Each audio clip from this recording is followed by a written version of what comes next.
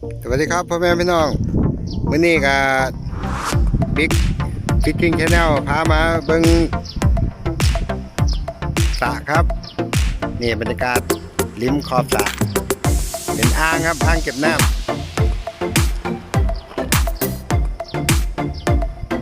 เบิ้งบรรยากาศครับดูนะดินติดเขาเลยพี่น้องลมกันจีแห้งอย่างน้อยครับเดี๋ยวมาเห็นอย่างกินอยู่ขอบสระนี่แหละครับเดี๋ยวขอติดตามกันครับผมอุบิเหตุมาแล้วพี่น้องเอ้ยที่ได้กินบ่ครับนี่คุณอ่ะแป๊บเดียวครับโอ้ขาวจั่วมาเลยครับต้องอันนี้นะครับตัวใหญ่ๆต้มยำกุ้งครับเดี๋ยวก็เอาไปใส่กันเลยครับกุ้งเฮา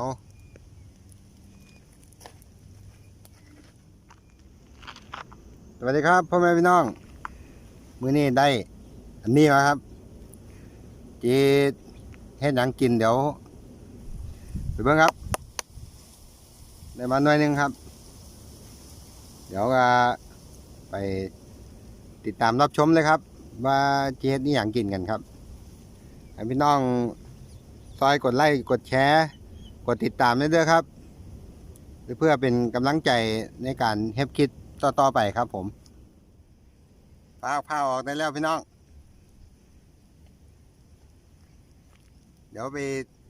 ติดตามชมครับว่าจะเฮ็ดอย่างกินกันครับ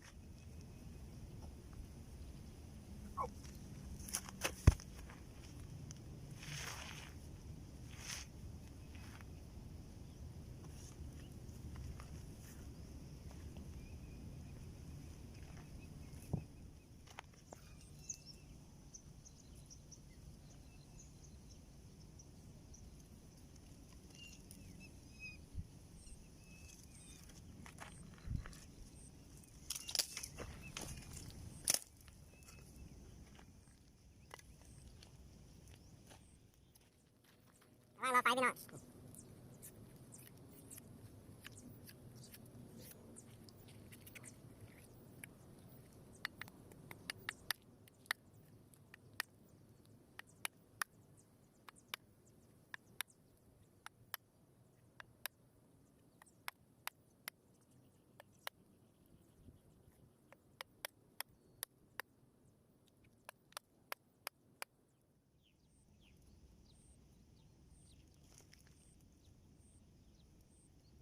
พี่น้อง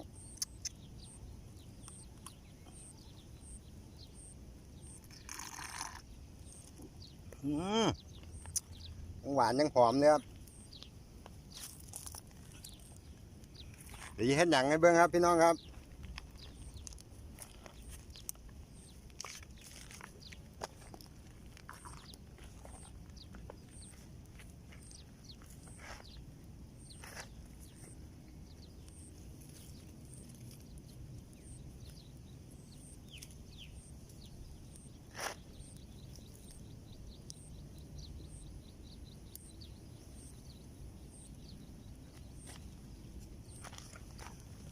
อยากกินมาม่าต้มครับ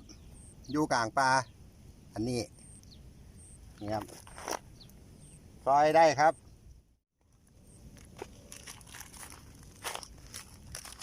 นี่ครับอยากกินมาม่ากะต้มเลยครับเดี๋ยวทาเบิ้งครับว่าจะได้กินบ่ครับเดี๋ยวคอยติดตามเบิ้งครับผมนี่มาม่ากับไตไปเลยครับ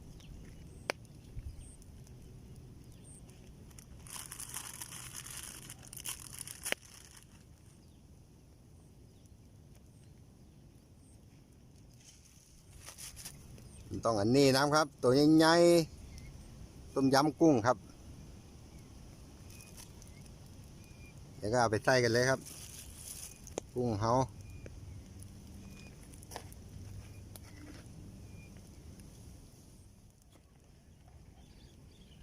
เดี๋ยวปิดฝาก่อนพี่น้อง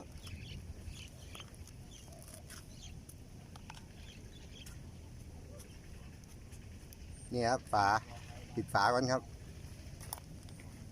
เดี๋ยวกุ้งบ่สุก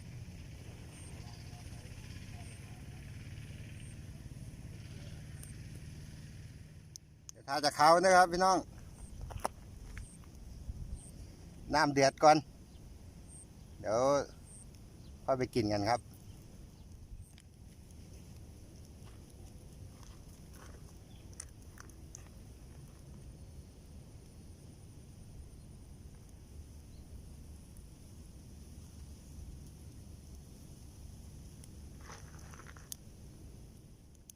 เมืองเด้อพี่น้องใส่กุ้งใส่มาม่าแล้วก็อยากกินผักก็ใส่ผักตามครับ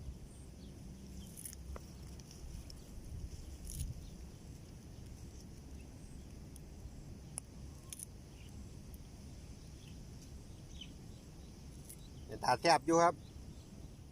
มันอุบิเหตุมาแล้วพี่น้องเอ้ยที่ได้กินบ่ครับนี่คุณอ่ะแป๊บเดียวครับ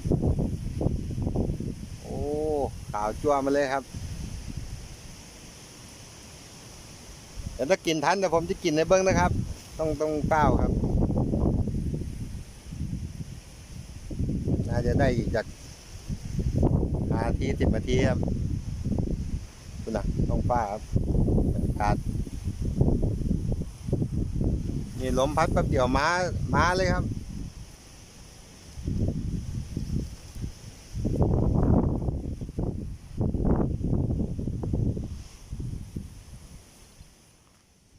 เดี๋ยวไปติ้มกันพี่น้องสุกแล้วครับเดี๋ยวจะตักมาใส่เครื่องปรุงแกงน้อยครับ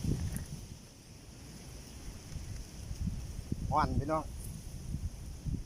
นะครับกุ้งแดงครับได้มาแล้วพี่น้องเยี่ยใส่เครื่องปรุงนะครับ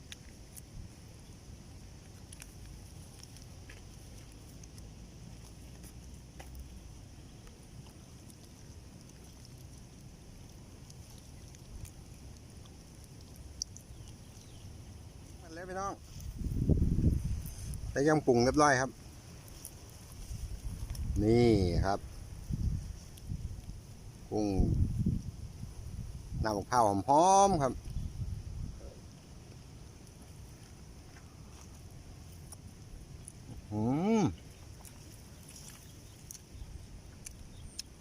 แบบน้ำตาลมันต้องใส่ครับหวานน้ำข้าว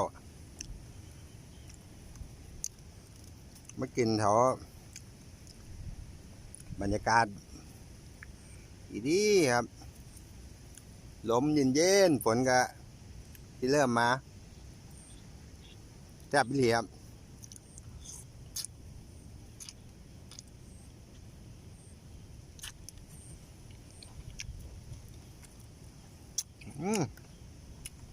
ได้อยู่ครับ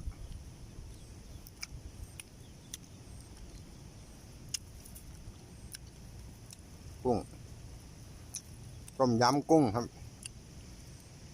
จะออกหวานเนี่ยจังน้อยครับร่างของข้าว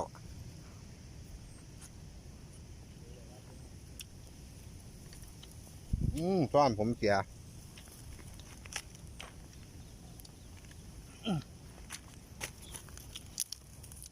รับแนวต้นน้ำ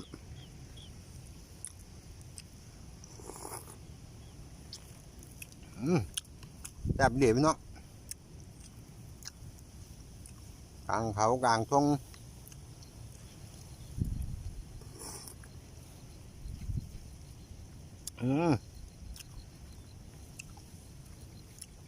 มาทำกันพี่น้องมั้ย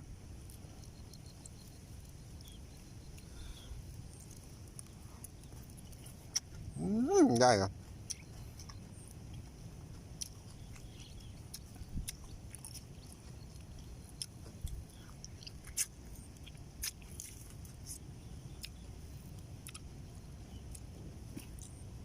อย่าพี่น้อง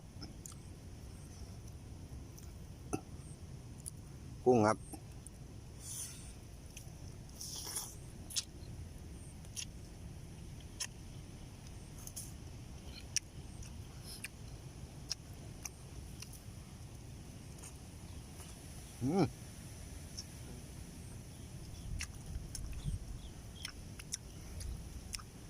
เดี๋ยวเอาไม้มั้งครับ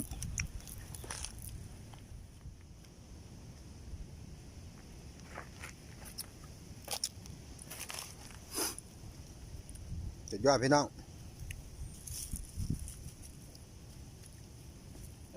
ผักแก้มกันนะผักสดๆแก้มครับ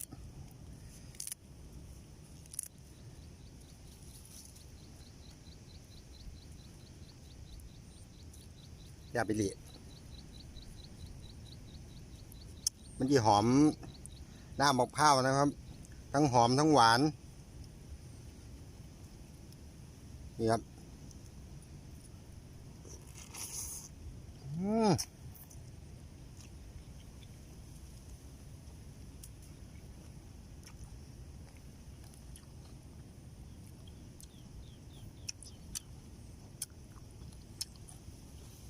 ได้ดิพี่น้อง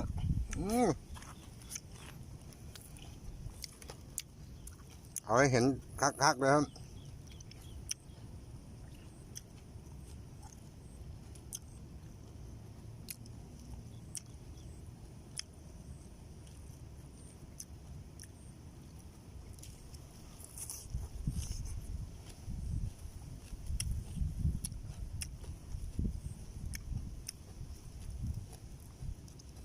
กุ้งครับ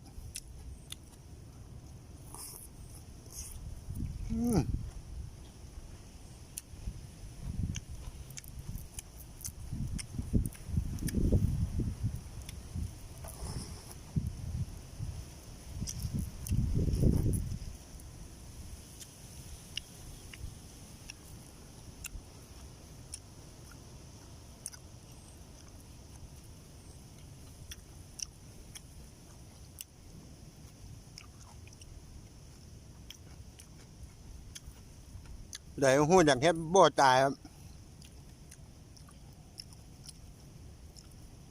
เราไม่เฮ็ดเบิ่งได้ครับ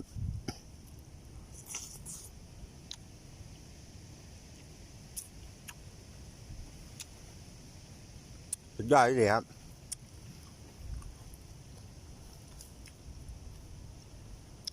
ก็คลิปนี้ผมก็คงต้องลาพ่อแม่พี่น้องไปเลยครับฝนน่าจะตกแล้วเดี๋ยวคลิปหน้าพ่อกันไหมครับเจอกันคลิปหน้าครับสวัสดีครับพ่อแม่พี่น้อง